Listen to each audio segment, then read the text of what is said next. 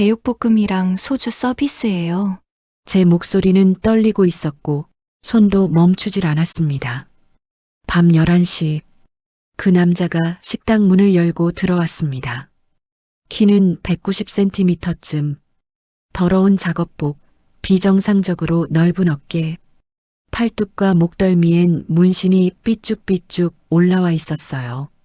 남자는 말없이 젓가락을 들어 제육볶음 한 점을 집었습니다.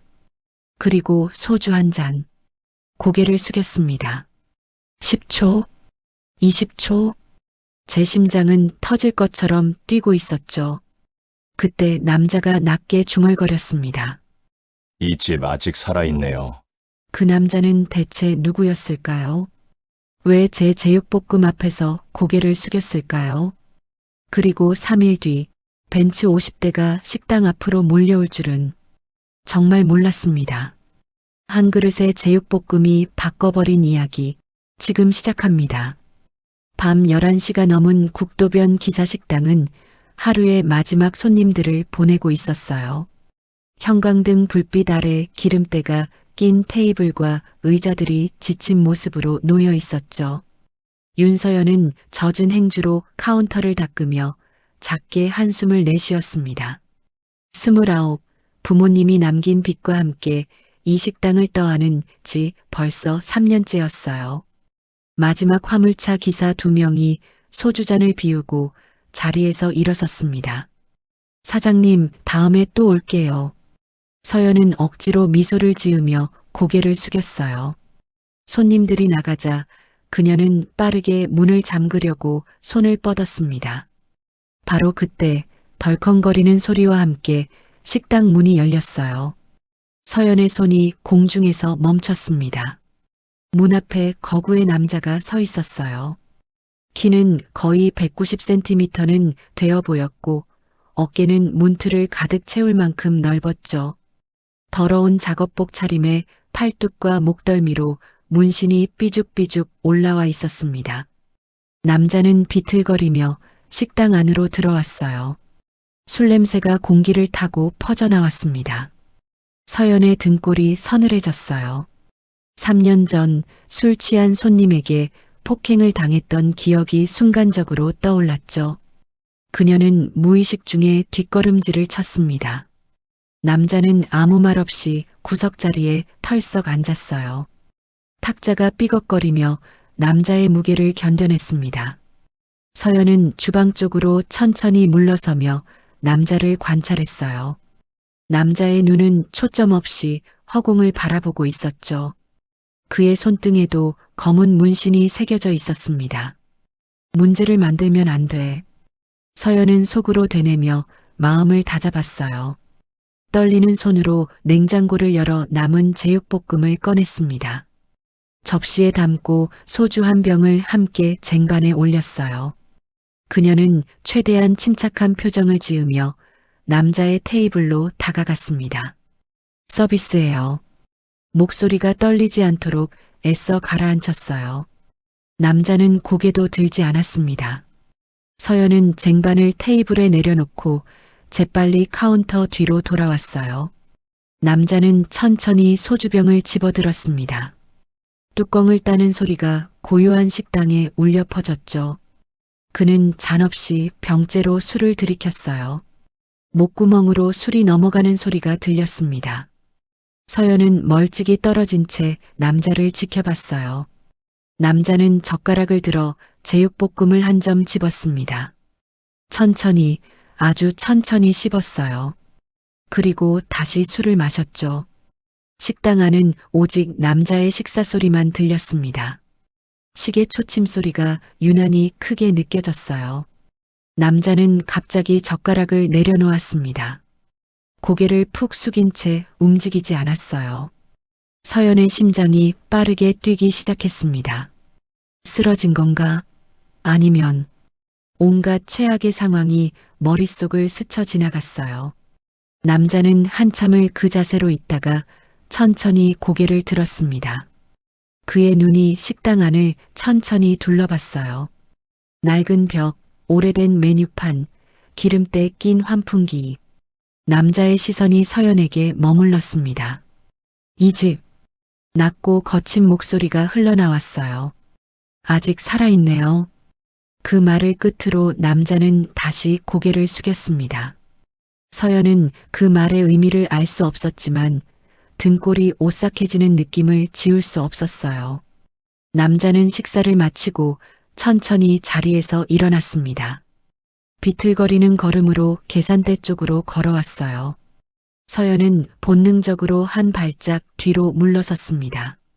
남자는 주머니에서 구겨진 지폐 몇 장을 꺼내 카운터에 놓았어요.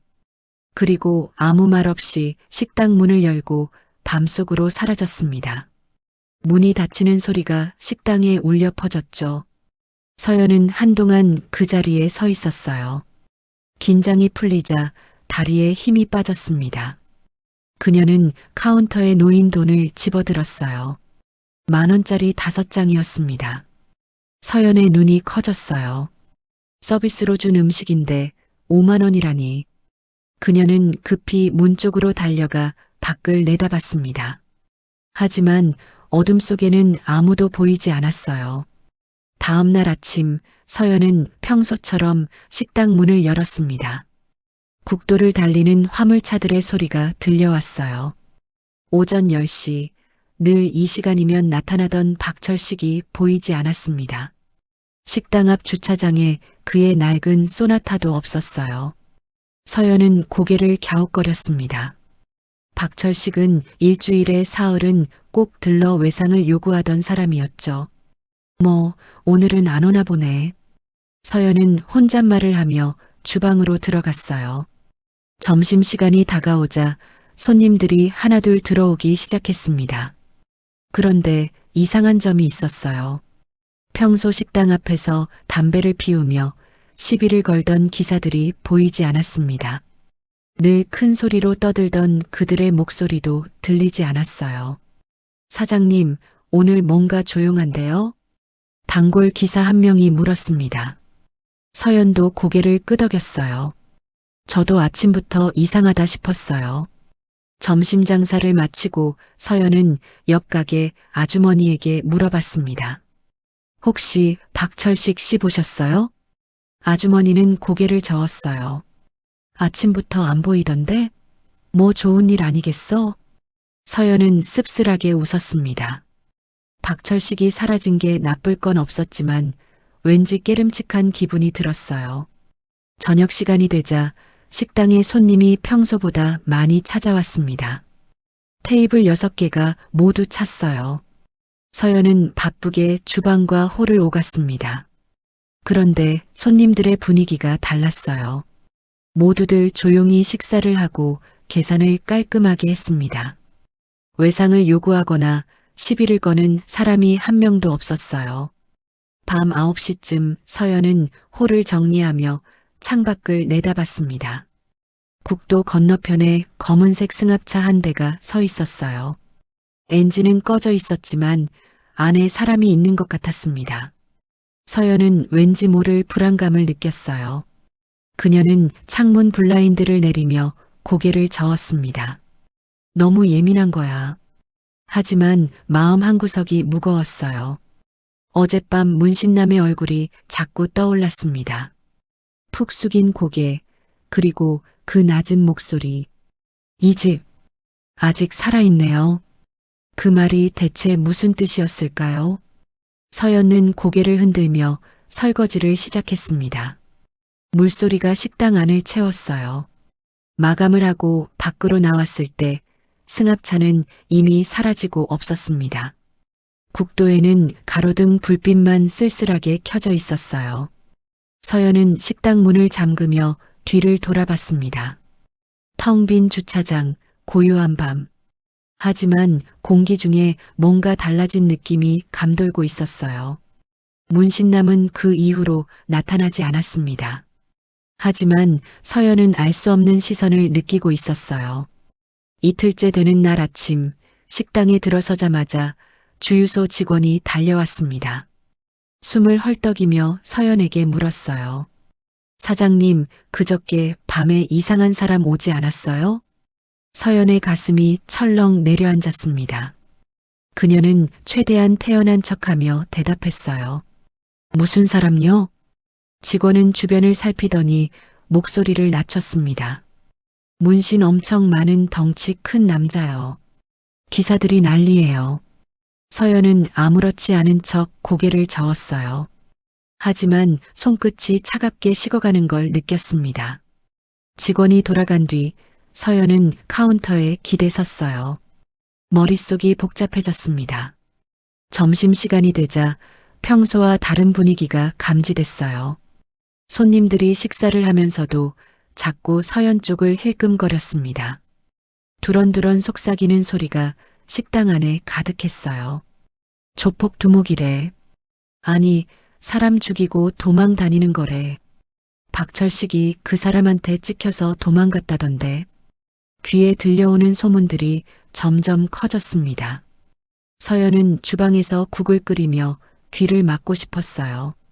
하지만 소문은 벽을 타고 넘어들어왔습니다. 오후가 되자 동네 슈퍼 아주머니가 찾아왔어요. 걱정스러운 얼굴로 서연의 손을 잡았습니다. 서연아, 괜찮은 거야? 무슨 일 있으면 말해. 아니에요. 아무 일도 없어요. 서연은 억지로 웃으며 대답했습니다. 하지만 아주머니의 눈빛은 믿지 못하겠다는 표정이었어요. 저녁 무렵 박철식과 어울리던 사람들이 식당 앞을 지나갔습니다.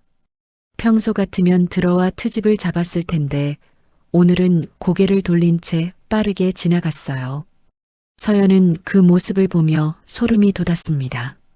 뭔가 크게 잘못되어 가고 있다는 느낌이 들었어요. 밤이 되자 식당은 이상하리만치 조용해졌습니다. 평소 밤 10시까지 북적이던 식당에 손님이 거의 없었어요. 텅 빈 테이블들이 서연을 바라보는 것 같았습니다. 그녀는 홀로 앉아 창밖을 내다봤어요. 국도를 달리는 화물차들의 불빛만 스쳐 지나갔습니다. 서연은 그날 밤 문신남의 얼굴을 떠올렸어요.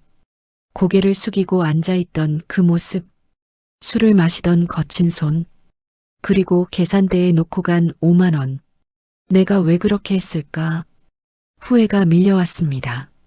무서워서 준 음식이 이런 결과를 가져올 줄은 몰랐어요. 서연은 두 손으로 얼굴을 감쌌습니다. 그때 식당 문이 열렸어요. 서연은 깜짝 놀라 고개를 들었습니다. 다행히 단골 기사였어요. 하지만 그의 표정도 평소와 달랐습니다. 사장님 조심하세요. 네. 기사는 더 이상 말하지 않고 고개만 끄덕였어요. 빠르게 식사를 마치고 나갔습니다. 서연은 그 자리에 멍하니 서 있었어요. 밤 11시 마감을 하던 서연은 문득 밖이 궁금해졌습니다. 블라인드를 살짝 열어 국도를 내다봤어요. 아무것도 보이지 않았습니다. 하지만 어둠 속 어딘가에서 누군가 지켜보고 있는 것 같았어요. 서연은 재빨리 블라인드를 내리고 문을 잠갔습니다. 집으로 돌아가는 길, 서연은 계속 뒤를 돌아봤어요. 아무도 없었지만 발걸음이 빨라졌습니다. 그날 밤 서연은 잠을 이루지 못했어요. 그저께 밤의 일이 계속해서 반복 재생됐습니다. 문신남이 고개를 숙이던 순간 그 침묵, 그리고 남겨진 돈. 새벽 3시 서연은 침대에서 일어나 창문을 열었습니다. 차가운 바람이 얼굴을 스쳤어요. 멀리 국도의 불빛이 깜빡이고 있었습니다. 내일은 또 어떤 일이 벌어질까? 서연은 눈을 감았습니다. 하지만 불안은 가시지 않았어요. 셋째 날 아침 서연은 평소보다 일찍 식당으로 향했습니다. 잠을 설친 탓에 눈밑이 푸르스름했어요. 국도에 접어들자 뭔가 이상한 광경이 눈에 들어왔습니다. 건너편 휴게소 주차장에 검은색 차량들이 줄지어 서 있었어요. 서연은 걸음을 멈추고 그쪽을 바라봤습니다. 고급 세단들이었어요. 적어도 10대는 넘어 보였습니다. 새벽 6시에 저런 차들이 왜 여기 있는 걸까요? 서연의 심장이 빠르게 뛰기 시작했어요. 그녀는 고개를 돌려 재빨리 식당으로 들어갔습니다. 문을 열자마자 주유소 직원이 달려왔어요. 얼굴이 창백했습니다. 사장님, 저거 봤어요? 새벽부터 계속 저기 있어요. 무슨 차들이에요? 서연은 떨리는 목소리로 물었습니다. 직원은 고개를 저었어요. 모르겠어요. 근데 번호판이 다 서울이에요. 여기까지 올 일이 없는데. 서연은 가슴이 답답해졌어요.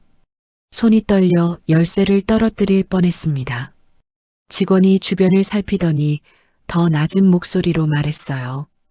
혹시 그 문신남이랑 관련 있는 거 아니에요? 서연은 대답하지 못했습니다. 직원은 걱정스러운 눈빛으로 서연을 바라보다 돌아갔어요. 식당 문을 열고 들어온 서연은 카운터에 주저앉았습니다. 온몸에 힘이 빠졌어요. 창문 너머로 검은 차량들이 보였습니다. 움직이지 않고 그저 멈춰 있었어요. 오전 9시 근처 상인들이 하나둘 모여들기 시작했습니다. 모두들 저 차량들에 대해 이야기하고 있었어요. 경찰 아니야? 무슨 경찰이 저렇게 많이 와? 조폭이지. 아니면 국세청? 추측들이 난무했습니다. 서연은 주방에 숨어 귀를 막았어요.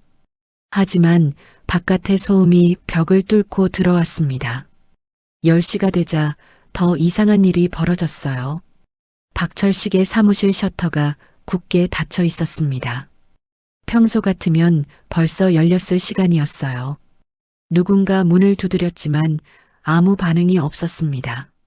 전화도 안 받아. 완전히 잠적한 거 아니야?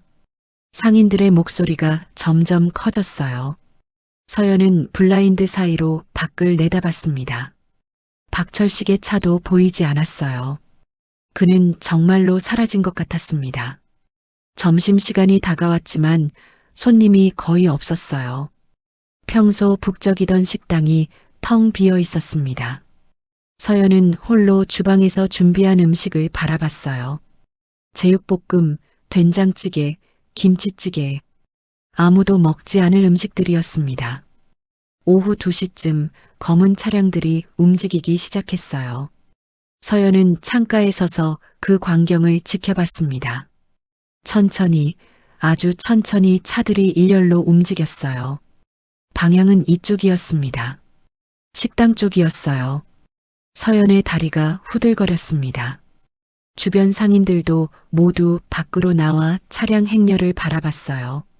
누군가 소리쳤습니다. 저쪽으로 온다. 기사식당으로 가는 거야. 서연은 뒷걸음질 쳤습니다. 카운터에 부딪혀 비틀거렸어요. 검은 차량들은 멈추지 않고 국도를 건넜습니다. 한 대, 2대, 3대. 숫자를 세다가 서연은 포기했어요. 너무 많았습니다. 차량들은 식당 앞 국도에 멈춰 섰어요. 정확히 일렬로 질서정연하게. 서연은 숨을 쉴 수가 없었습니다. 가슴이 조여오는 것 같았어요. 주변이 갑자기 조용해졌습니다. 차 소리도 사람들 목소리도 멈췄어요. 오직 서연의 심장 박동 소리만 귓가에서 쿵쿵거렸습니다. 창문 너머로 차 문이 하나씩 열리는 게 보였어요. 정장을 입은 사람들이 내렸습니다. 그들은 모두 같은 방향을 바라봤어요. 식당을 바라봤습니다. 서연은 카운터 뒤로 숨었어요. 떨리는 손으로 휴대폰을 집어들었습니다. 하지만 누구에게 전화해야 할지 몰랐어요. 경찰? 뭐라고 말해야 하죠? 밖에서 발걸음 소리가 들렸습니다. 여러 명이 걷고 있었어요. 식당 문 쪽으로 다가오고 있었습니다. 검은 벤츠 차량들이 국도를 가득 메웠습니다. 서연은 카운터 뒤에서 몸을 낮춘 채 숨죽이고 있었어요. 차 문이 열리는 소리가 연달아 들렸습니다. 하나, 둘이 아니었어요. 수십 개의 문이 동시에 열리는 소리였습니다. 밖에서 인기척이 느껴졌어요. 서연은 조심스럽게 고개를 들어 창문을 통해 밖을 내다봤습니다. 검은 정장을 입은 사람들이 차에서 내리고 있었어요. 모두 단정한 차림이었지만 표정은 단단했습니다. 그들은 질서정연하게 움직였어요. 식당 앞 주차장은 순식간에 사람들로 가득 찼습니다. 최소 100명은 넘어 보였어요. 주변 상인들과 지나가던 사람들이 멀찍이 서서 그 광경을 지켜봤습니다. 누구 하나 소리내는 사람이 없었어요. 공기가 무거웠습니다. 서연은 심장이 터질 것 같았어요. 손으로 입을 막고 숨소리조차 죽였습니다. 정장을 입은 사람들은 위협적으로 움직이지 않았어요. 오히려 너무 정돈된 모습이 더 무서웠습니다.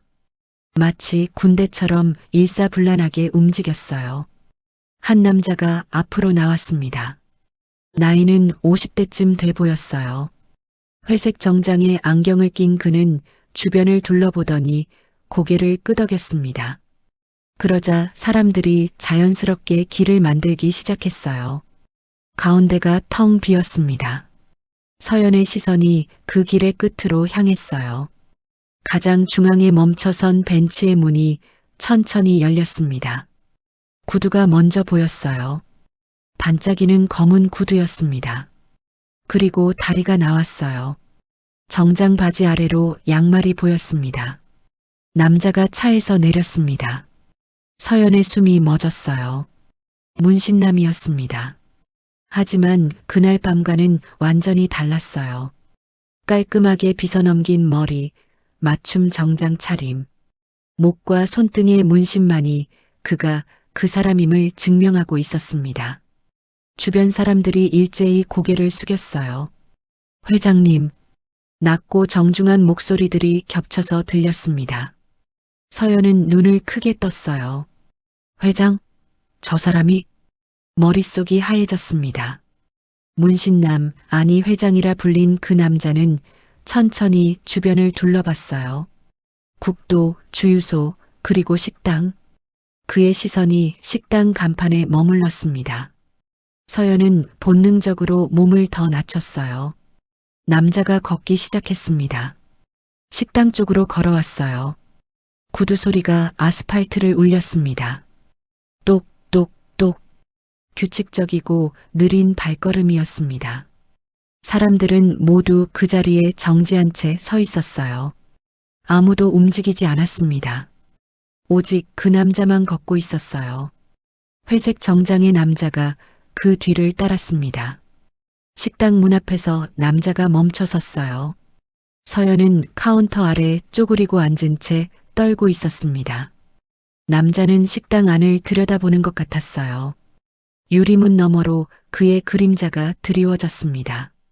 시간이 멈춘 것 같았어요.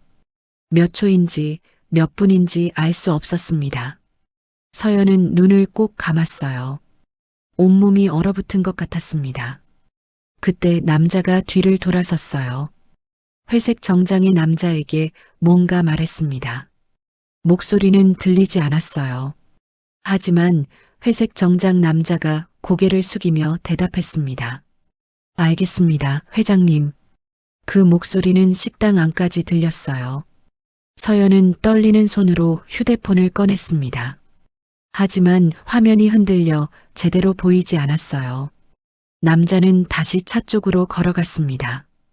뒤를 돌아보지 않았어요. 그가 차에 타자 주변 사람들이 움직이기 시작했습니다. 하지만 떠나지 않았어요. 오히려 식당 주변으로 흩어지기 시작했습니다. 서연은 창문 너머로 그 광경을 지켜봤어요. 사람들이 식당 앞 옆, 뒤쪽으로 퍼져나갔습니다. 마치 식당을 둘러싸는 것 같았어요.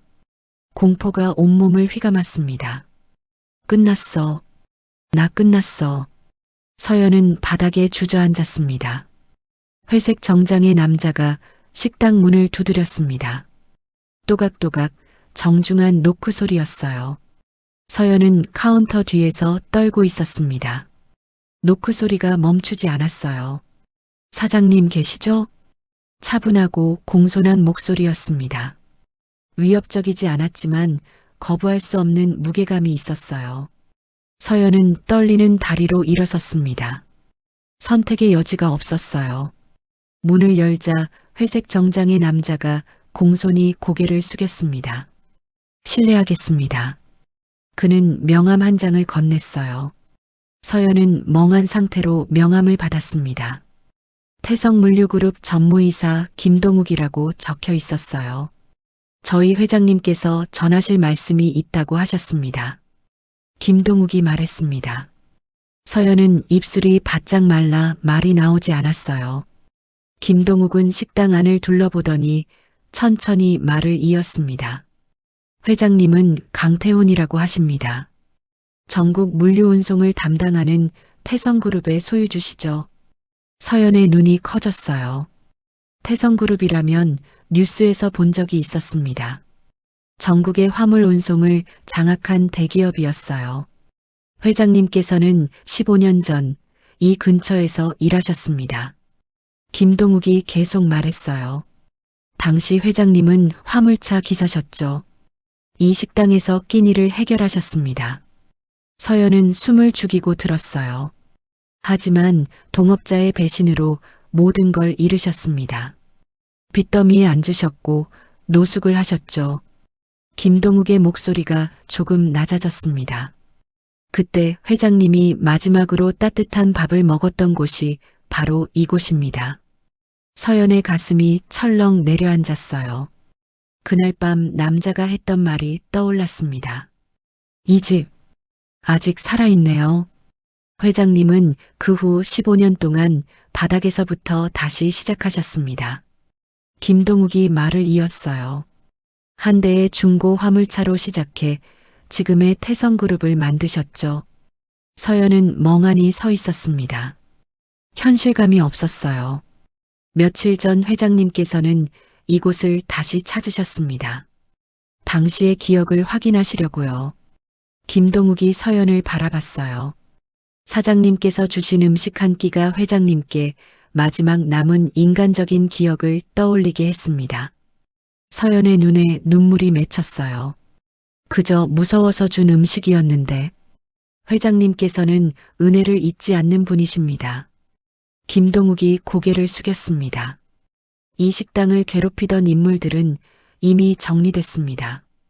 박철식은 불법 대부업과 협박 혐의로 조사를 받고 있습니다. 서연은 입을 다물지 못했어요. 앞으로 이 식당에는 어떤 불편함도 없을 겁니다.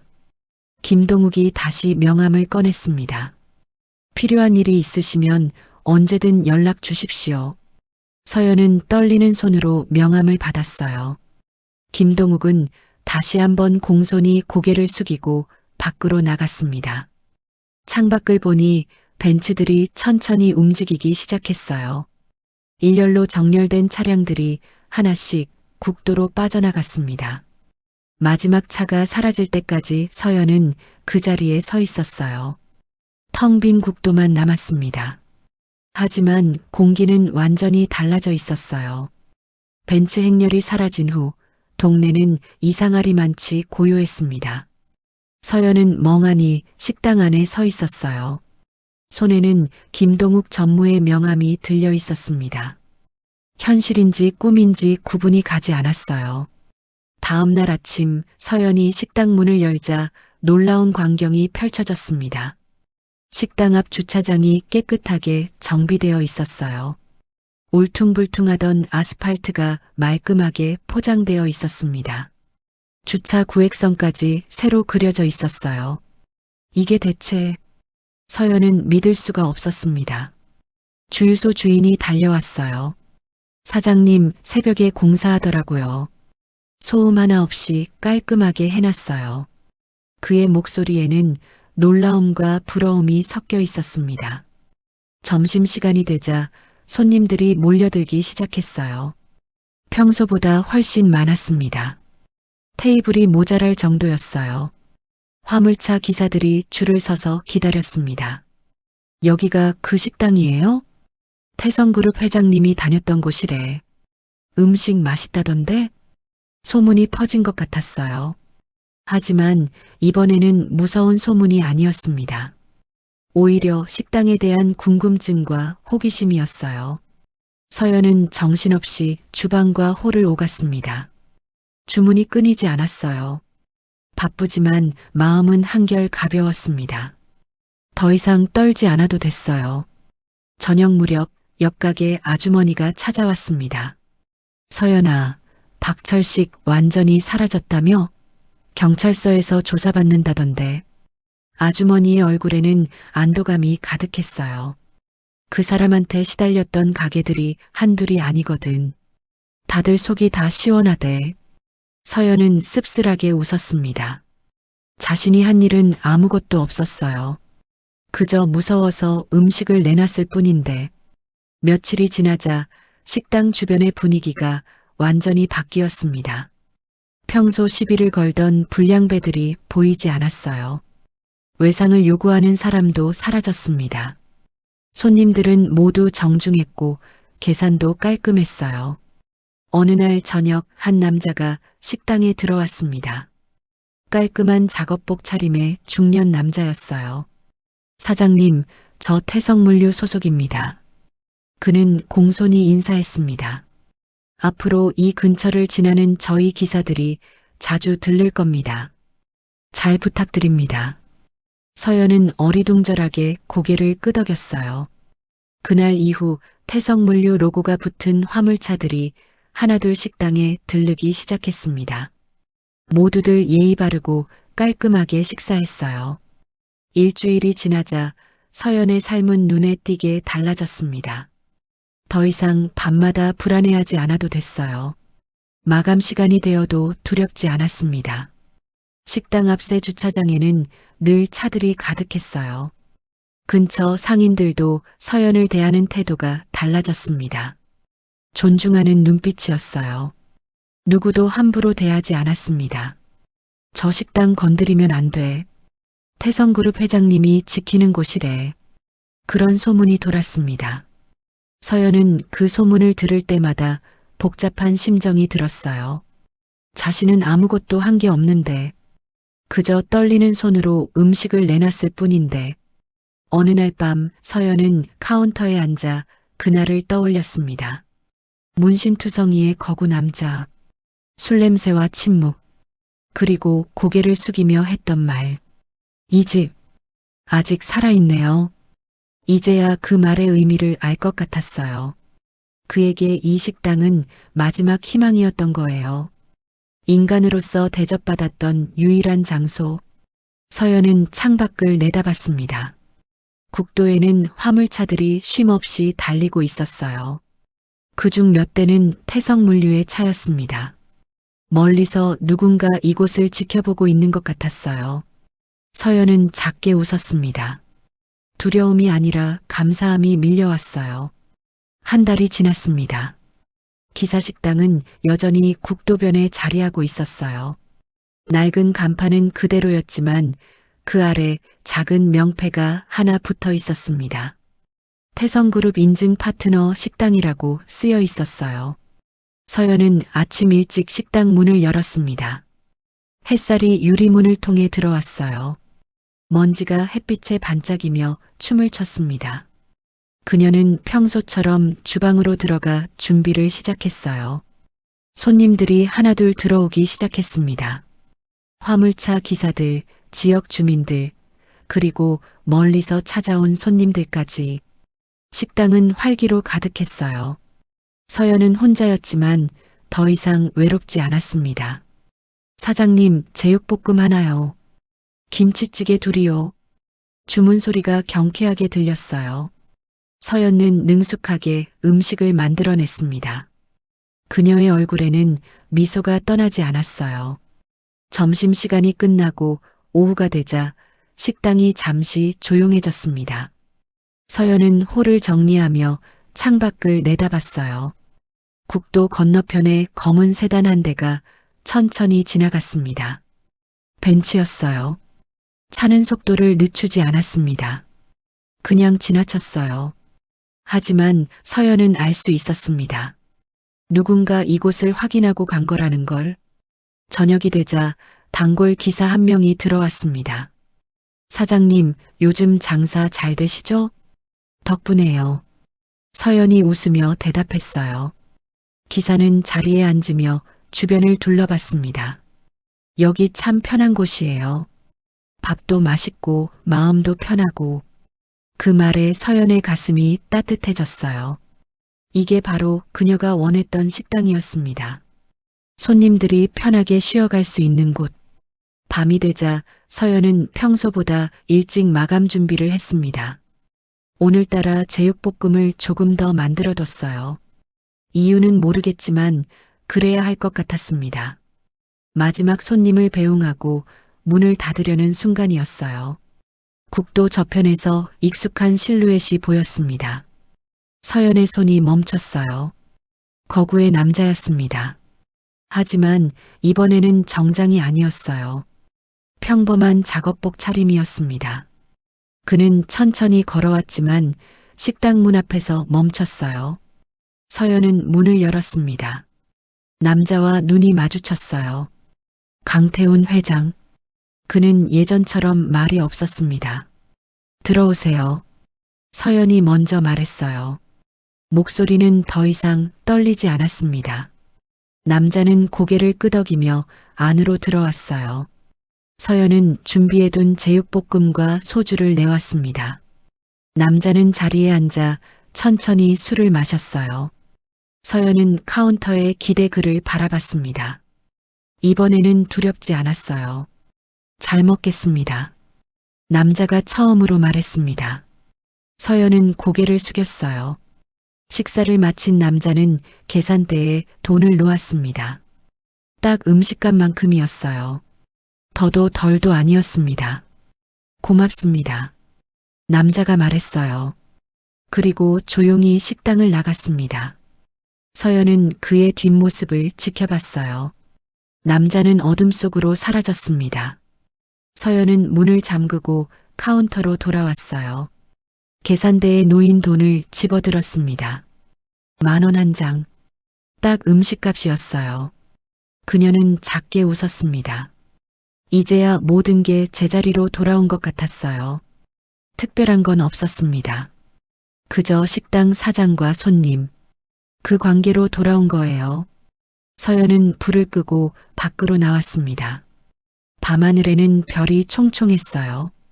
국도에는 화물차들이 여전히 달리고 있었습니다. 그 불빛들이 어둠을 밝히고 있었어요. 멀리서 검은 세단이 천천히 지나갔습니다. 멈추지 않고 그냥 지나쳤어요. 하지만 서연은 알고 있었습니다. 누군가 여전히 이곳을 지켜보고 있다는 걸. 서연은 식당을 돌아봤어요. 낡았지만 따뜻한 불빛이 새어나오고 있었습니다. 이곳은 이제 안전한 곳이 됐어요. 화물차 기사들이 편히 쉬어갈 수 있는 곳, 그리고 한 사람의 기억 속에 영원히 남을 곳. 서연은 집으로 향했습니다. 발걸음이 가벼웠어요. 내일도 이 식당은 문을 열 거예요. 따뜻한 밥과 함께. 사람은 겉모습만 보고 판단합니다. 하지만 진짜 사람의 값어치는 가장 힘들 때 보인 태도로 남습니다. 서연이 내어준 건 소주 한 병과 제육볶음이 아니라 사람으로서의 존중이었습니다. 이런 이야기 놓치고 싶지 않다면 구독과 좋아요 그리고 알림 설정으로 함께 해주세요. 감사합니다.